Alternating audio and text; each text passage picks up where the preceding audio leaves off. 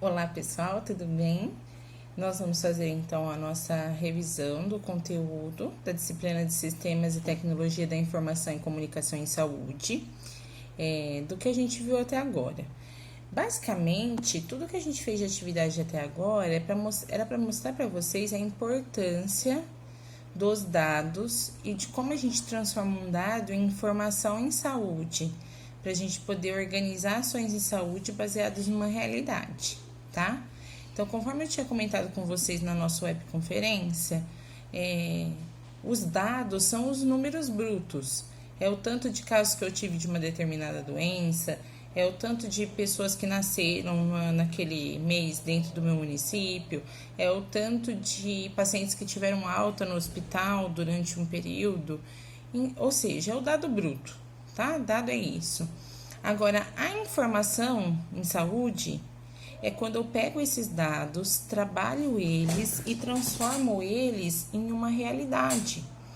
Eu transformo eles em um diagnóstico de uma situação, seja ela no âmbito da saúde pública ou no âmbito hospitalar, né? Ou até mesmo de um ambulatório geral que eu atenda.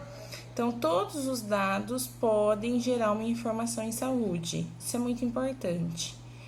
E essa informação em saúde, para nós, dentro dos sistemas de informação, depois a gente vai ver um pouquinho desses sistemas, né?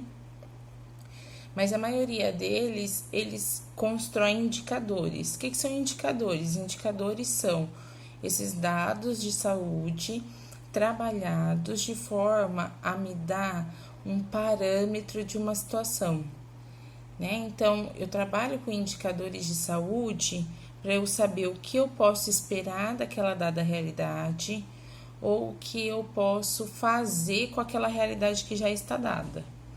Então, a gente trabalha em saúde muito com indicadores. Então, por exemplo, quando a gente vai no hospital e vê lá no painelzinho do hospital, no mural, índice de queda, índice de infecção hospitalar, são indicadores de saúde.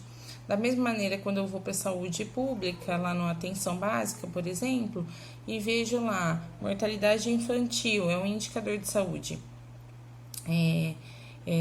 Número de consultas por habitante no ano, também é um indicador de cobertura, de atendimento, e assim sucessivamente. A cobertura vacinal é um indicador. Eu não pego simplesmente o número de vacinas que eu fiz, eu tenho que ver quantas crianças, por exemplo, eu tenho naquela faixa etária para aquela vacina, quantas vacinas eu realizei naquela faixa etária e fazer isso de acordo com uma base populacional.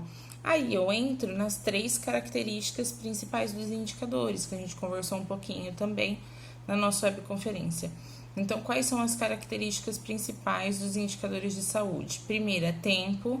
Eu tenho que ter um tempo definido, eu quero medir no mês, no ano, e quando eu estiver comparando um indicador com outro, eu tenho que comparar pelo mesmo período. Então, eu quero saber como que foi a situação da mortalidade infantil nesse ano de 2020 e no ano de 2019. Então, não posso pegar agora em abril e comparar com o ano inteiro de 2019. Ou eu pego de janeiro a abril de 2019 e de janeiro a abril de 2020, ou espero o ano acabar e pego o ano inteiro de 2019 e o ano inteiro de 2020. Então, tempo definido, primeira característica do nosso indicador. A segunda característica dele é que ele tem que ter um local definido.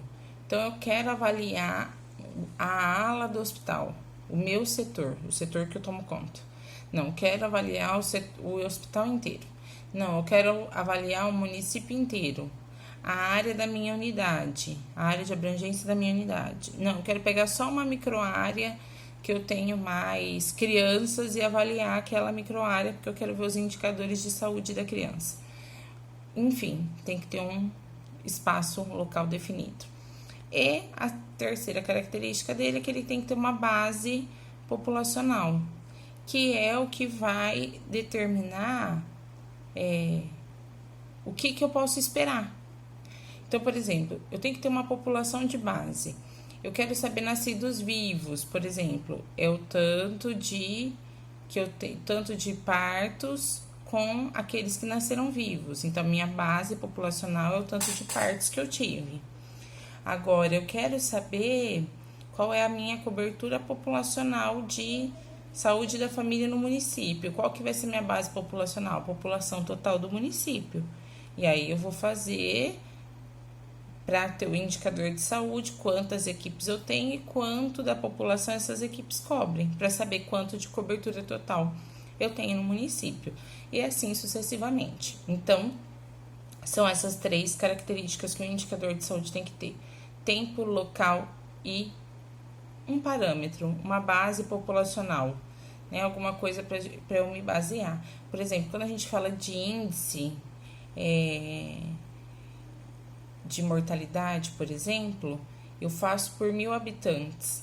Então, por exemplo, o índice de mortalidade infantil em Catanduva vai ser a cada 1.000 habitantes de Catanduva, eu espero quantos óbitos infantis. E assim sucessivamente. E esse, por exemplo, eu estou usando o indicador de mortalidade infantil, por quê? Porque ele é um indicador avaliado mundialmente.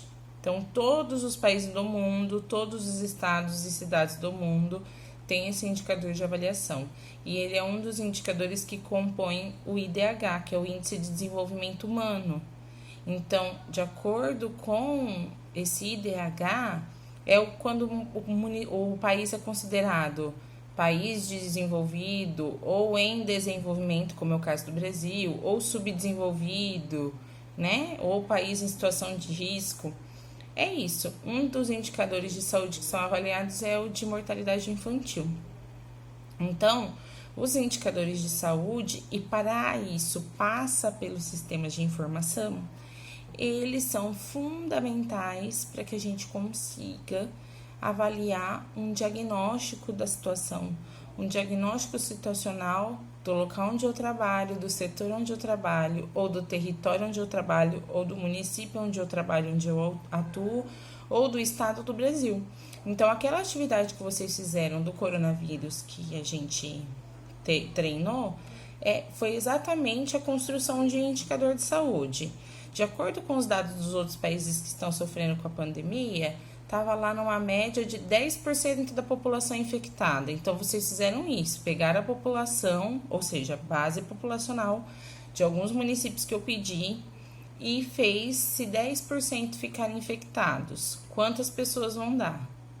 Tantas pessoas. Então, isso também por um tempo definido? Sim, no ano de 2020, que é agora que está acontecendo a pandemia. E 5% desses 10% doentes que podem evoluir para uma forma grave. Ou seja, vocês fizeram a construção de 2 indicadores de saúde que me permitem pensar no que eu posso fazer para tentar evitar que isso ocorra ou para minimizar. Ou, como a gente tem falado bastante, vocês devem estar ouvindo nos noticiários, achatar a curva de transmissão. O que quer dizer isso? Quer dizer que eu não vou ter casos? Não, impossível, porque já é uma pandemia e já tem transmissão comunitária, ou seja, em qualquer lugar que eu circular, eu estou sujeita a pegar a doença. Mas achatar a curva é não deixar que eu tenha um número elevadíssimo de casos num pequeno espaço de tempo. Agora, se eu achato a curva, eu vou ter aquele mesmo número de casos, bem provavelmente, ou um pouquinho menos, né? Um pouco menos, mas num espaço de tempo mais prolongado. E aí não sobrecarrega os serviços de saúde que não tem leitos de UTI para suporte avançado, ventilatório para os pacientes que vão ficar graves. Então, quando a gente pega uma informação como aquela do exercício de vocês e constrói um indicador, eu estou trabalhando com sistemas de informação e estou trabalhando com a informação em saúde em forma de indicador para planejar ações.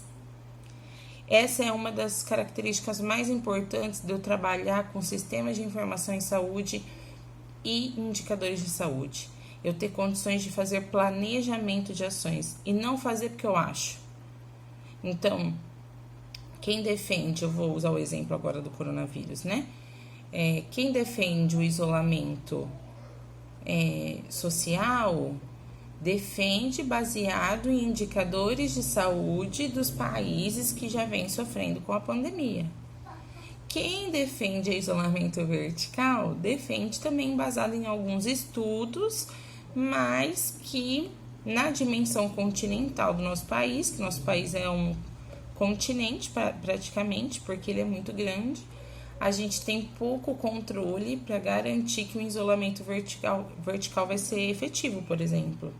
Mas, enfim, tirando essas discussões, mas isso, o indicador de saúde e o sistema de informação subsidia as ações de planejamento e as tomadas de decisão por parte da gestão, seja ela municipal, estadual, federal, seja ela da gestão de um serviço de saúde, por exemplo, um hospital, ou seja ela da gestão de uma unidade de saúde lá na atenção básica, enfim. Então, isso é muito importante que vocês saibam, que os indicadores de saúde, os sistemas de informação em saúde, eles não são um mero documento burocrático que eu tenho que preencher ou que eu tenho que fechar no fim do mês e que é uma chatice. Pelo contrário, ele é um instrumento de planejamento. E aí, depois que a gente passar por essa atividade que vocês vão fazer nas próxima semana, a gente vai começar a falar um pouquinho dos sistemas de informação existentes, tá? E de onde a gente tira essas informações. No exercício que vocês fizeram lá do DataSUS, a gente tira aquela população de IBGE projetada. O último censo do IBGE foi em 2010, e aí eles foram projetando para os próximos anos de acordo com um outro estudo, um outro indicador sociodemográfico que o IBGE fez para ir projetando a população ao longo dos anos, já que não teve mais censo depois disso, certo? Então, acho que isso é muito importante a gente relembrar. Aí, do curso que vocês fizeram do coronavírus lá no AvaSUS, o que é muito importante que tem a ver totalmente com a nossa disciplina? Aquele conteúdo que fala sobre a comunicação. Então, eles falam sobre a questão de qual que é as estratégias de comunicação numa situação dessa de pandemia para trabalhar com a população, para trabalhar com os profissionais de saúde.